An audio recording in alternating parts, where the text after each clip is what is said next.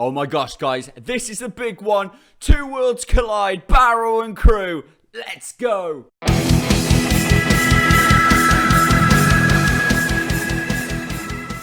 Hey guys, how you doing? FM Dale here, and welcome to Beg, Steal or Barrow, where we are trying to take Barrow to the Premier League. And today we have two worlds colliding here on the channel. It is Barrow versus Crew. You're a little bit torn, Dale. A little bit torn. Very, very torn. Like a yacht. No. So we are in the game against Crew today. It's in the Papa John's trophy. So I'm thinking about buying a Papa John's tonight just to celebrate. I was thinking about having one here, but I didn't do it. So we have Crew today and see what we can do. See if we can knock them out and keep going in this competition. That would be a dream. As we can see overall, we're in 9th in the league. I'm happy with that. That's a good position to be in right now. We're a B overall with the chairman. They're okay with what we're doing, which is positives all around. But now it's time to find out how we've been doing since you've been away. Come on, Kelly, get back in. Get back involved. It's lockdown. Why not? So these were the last games. Obviously, Port Vale 2-0, living the dream. And then a 1-0 there in the last minute, remember, against Tranmere. Dream living we had. But then a 2-0 win. We're on fire. We're on a run. Luke James scoring there, and Scott Quigley finally scoring again. But it was a 2-0 win and a very happy one, a very needed one against Exeter City. And then we went away from home to Southend, which we won 3-1. A hat-trick from Scott Quigley, who's turned the corner, it seems, for us, which is perfect. Exactly what we needed at a perfect time. Today in the episode, we got the TV game in the Papa John's trophy against Crew, which is going to be a beautiful moment. And then we also have the home game against Scunthorpe coming up as well. There's decisions to be made. There will be players playing who you won't normally see, because I normally play a second string in the Papa John's trophy, which is what might happen today. We are still in January, so do put in the comments people you think we should sign. If we can sign, I think we've got a little bit of money to play with as well. Only in the only in the wage budget, not in the transfer. But we're going to see what we could do, who we could bring in, and where we need space. Now, one interesting thing about the fixtures coming up, and I just want you all to see this. We have the home and away fixture for Cheltenham in the league, back to back. I mean, has that ever happened in football? That back to back you play the same team for the two times? It's a Wednesday and Saturday, and we play them twice. Outrageous. Anyway, let's get to the game. Come on, Crew. You're not going to bloody believe it. You're not going to bloody believe it. You're not going to bloody believe it. Look at that. What? We have tried to bring this. This was a big moment, guys. This was a big moment for all of us, right? That we were going to play the Crew game. The Crew game's not happening. With waterlogged pitch. I mean, I brought the... Fine. No, it's fine. I'm okay with it. Let's just get to whatever game we get to play. This is ridiculous. Well, because we're missing a game, we're only having a one-game episode, which wasn't planned. I will tell you a little bit more about other things that have happened, so we can have a little bit of a conversation about the team and how it's going. Well, one of the most important things for you guys is that I did say in the last one, we were trying something different. We were going in a different direction. We were going to look at bringing in a parent club so we could get some good little loanees in, work it perfectly. Well, you know what happened? Oh, Dale, come on. Who is it? City. Is it Man U? I'm looking at teams up there. Liverpool. Couldn't find one. I mean, what is this world? I decided to do something a little bit different. Live a little bit on the edge. No, doesn't count. Doesn't seem to matter because the board don't give a flying cojones, really. We couldn't bring one in. We couldn't get a parent club to give us free loans. But don't worry, boys, because I'm going to throw you a few options of people that I'm looking at bringing in right now, okay? So you guys can have a little bit of an impact, a little bit of a view. I want to know what you guys think as we look towards the team. Do you think we should be going for strikers, midfielders, defenders, maybe a new goalkeeper? I'm not really sure. So I'm looking for your help as always. As you can see here, we only have £1,000 in the transfer budget. It's not going to go too far for us. We know that. But what we do have is £1,500 in the wage budget. Now, if we can find, I'm thinking 2 loanees at that. You know, if we can get at least, it could be 1 decent one or 2 maybe semi-decent ones. That's what I'm looking at, and that's what I'm hoping for in this section. But who knows? Who knows what's available? I'll throw some packages out to you. I'll throw some people out to you. But, you know, let's see what we can get out there.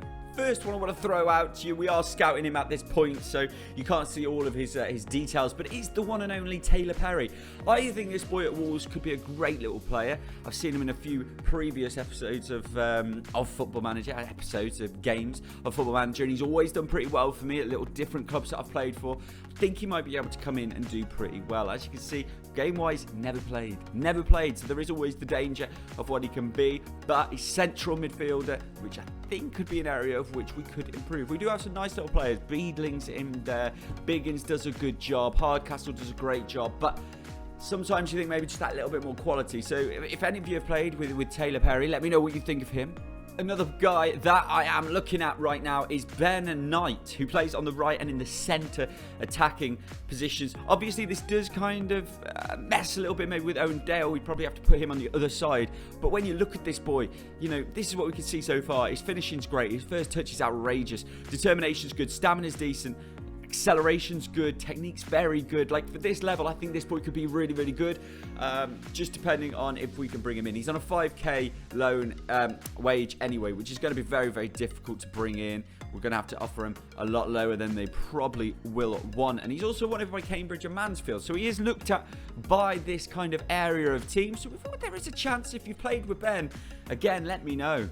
Do you think strikers is the way to go? Do you think we should look at Jay Stansfield? He's a young player at Fulham's under-23s. The reason I'm looking at this boy is predominantly, as you can see, his finishing and his pace.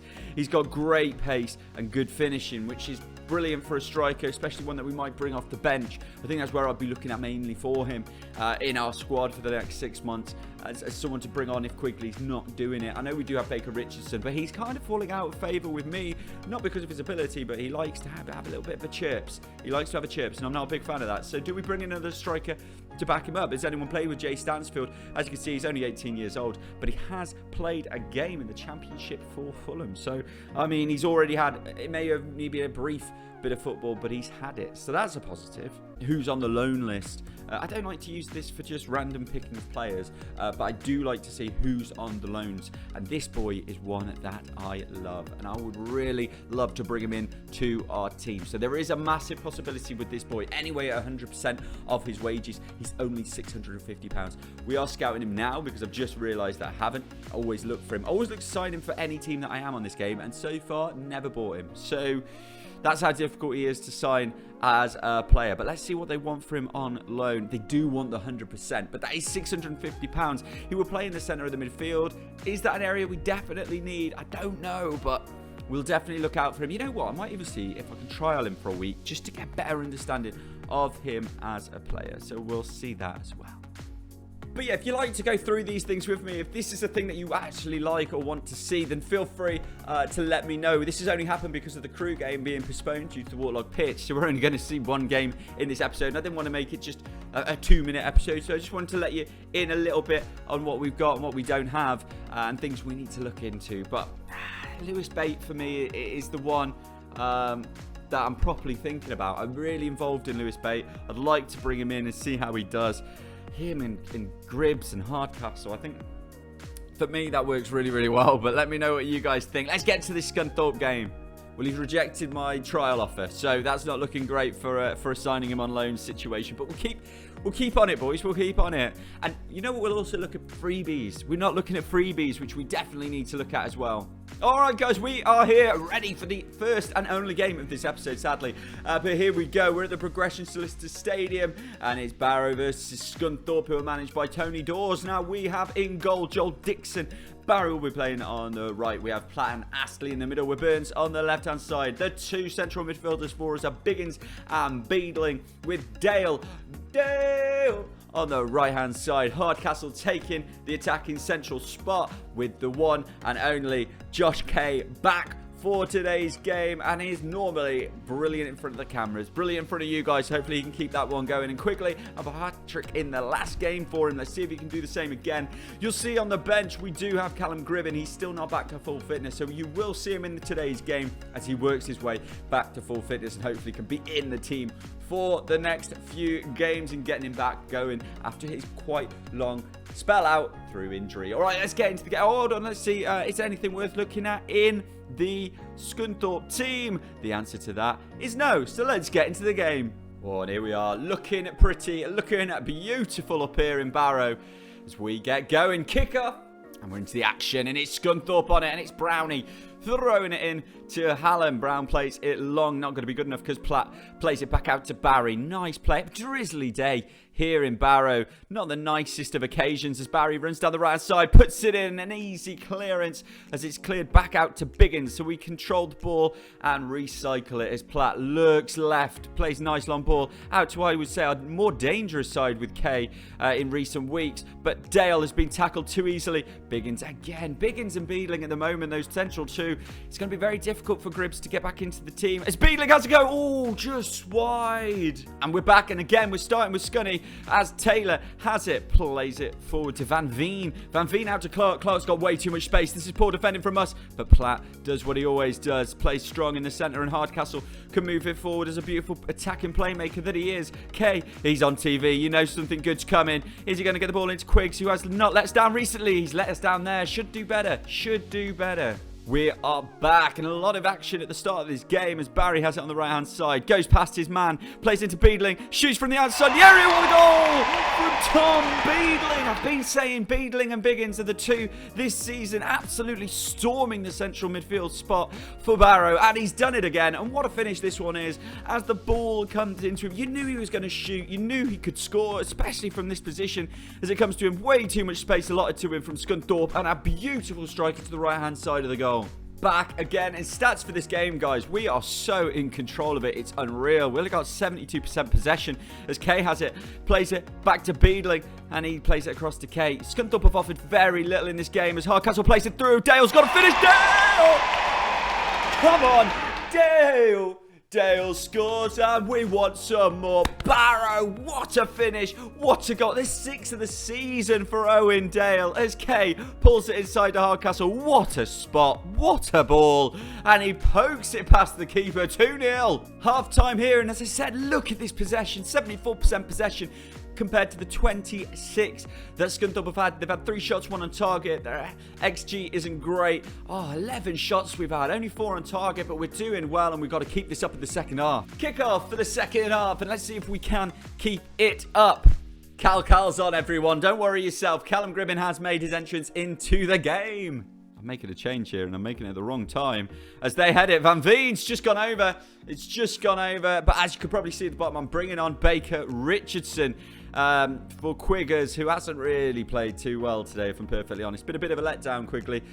Baker Richardson not happy with me. I said he's needed to play backup at the moment, so hopefully this has been his moment to shine as Kay doesn't do enough at all there. And that means that Scunthorpe have possession and have a chance as they go forward. And it is Olamola playing it back to Hippolyte. Hippolyte, what a name. As Dale takes it on. Ooh, should be doing better there, Dale.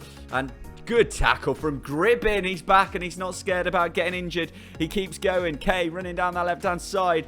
Good tackle, to be fair. I don't really know what the highlight is here. And they've given that as a foul. I thought it was a great tackle. You're not going to Adam and Eve it, guys. Is he getting sent off? Jordan Hallam is being sent off for a 2-footed lunge, but from here, it looked perfect as a tackle. We're going to take the free kick anyway. It's going to come in from the free kick specialist, which is Callum Gribbin. Can he get an assist on his comeback? He can! Matty Platt scores, makes it 3-0. Oh my golly gosh, boys. Here we go. First of the season for Matty Platt. Right into the back post. That's what Callum Gribbin is here for. Those amazing assists. They can plug in for absolutely. It's easy for him. It's easy for him. I'm glad he's back.